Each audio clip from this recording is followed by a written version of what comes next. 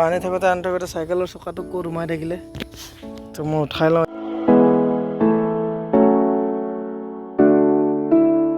Hello' guys, good morning and welcome back to my YouTube channel. 4 দিনমান হৈ গ'ল লাইনে নাই। মই প্ৰথম চেলেঞ্জ লগা দিনাৰ পৰা এতিয়ালৈকে লাইনে অহা নাই। তো কি কৰোঁ ভাবি পোৱা নাই। চলাৰখন অকণমান সময় চাৰ্জ হয়, ডাৱৰীয়া বতৰ, সেইখন চাৰ্জে দিয়ে মই ভিডিঅ' এডিটিং কৰি আপলোড কৰি আছোঁ এইকেইদিন, আৰু ভিডিঅ' আপলোড কৰা বহুত দেৰি হৈ আছে। আজি এটা ফুড ব্লগ বনাম বুলি ভাবিছোঁ। ফুড ব্লগবোৰ চাই আপোনালোকে বহুত ভাল পায়, সেই গতিকে এটা ফুড ব্লগ বনাম আজি। তো ভিডিঅ'টো শেষলৈকে চাই থাকক, বহুত ধামাকা ভিডিঅ' হ'ব। বলক ভিডিঅ'টো আৰম্ভ কৰোঁ। গাইজ, মই এতিয়া দোকানলৈ যাবলৈ ওলাইছোঁ আৰু চাইকেল নিনো আজি।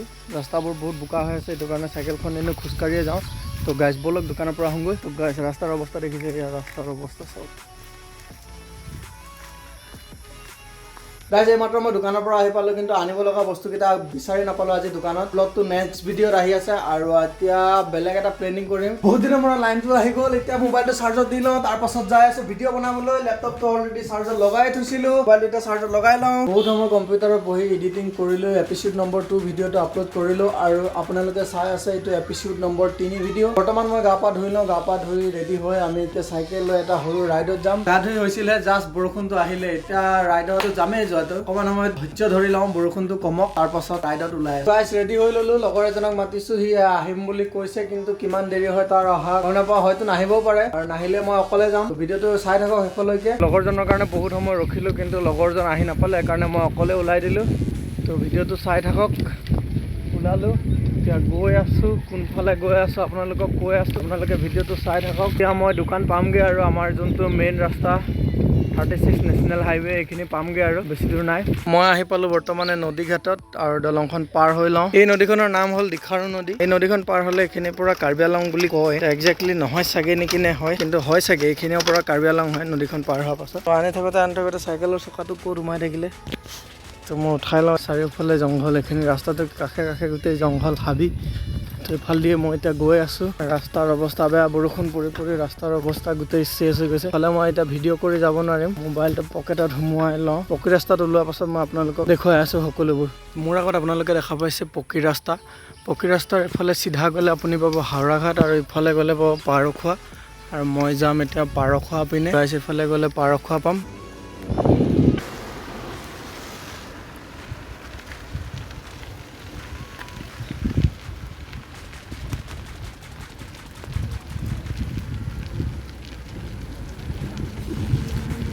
ইয়াৰ পৰা পাৰখোৱালৈকে গোটেইখিনি পকা ৰাস্তাই।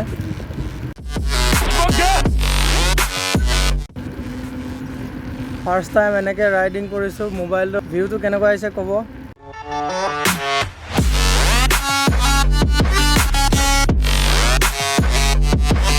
আমাৰ এফালৰ পৰা পাৰখোৱা 2 কিলোমিটাৰ মাত্ৰ, কিন্তু ইয়াৰ এফালৰ পৰা পাৰখোৱা যাবলৈ হ'লে পাৰখোৱা বহুত দূৰ।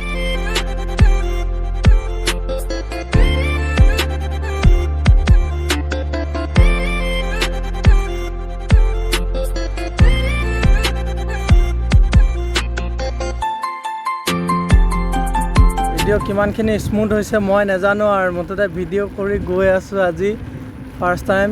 মোবাইলত যদি ষ্টেবিলাইজেশ্যন থাকিলে হয় আৰু অলপ হ'লে হয় ভিডিঅ'টো।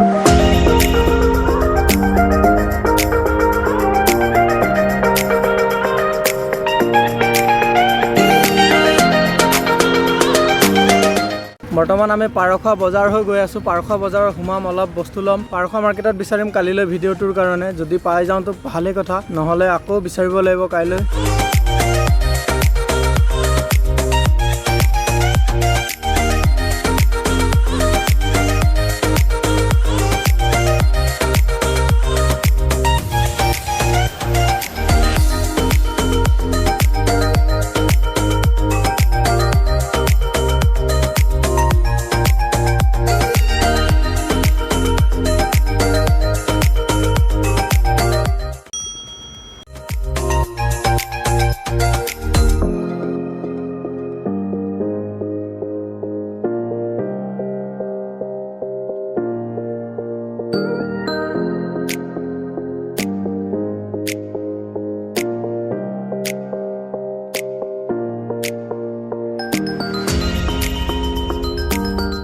গাইজ মই পাৰখোৱা পামগৈ, আৰু ইয়াৰ পৰা প্ৰায় 500 মিটাৰমান হ'ব। তো গাইজ পাৰখোৱাত গৈ লওঁ, আৰু তাত অলপ বজাৰ কৰিম।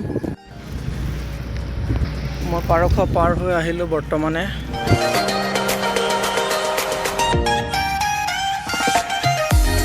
এতিয়া পাৰখৰ পৰা গৈ আছোঁ ঘৰলৈ।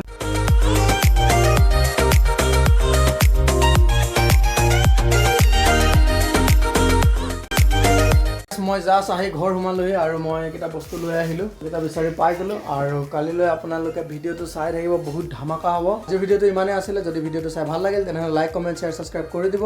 আজিলৈ এৰিছোঁ, পুনৰ লগ পাম নতুন এটা ভিডিঅ'ত। Till then bye bye, Tata.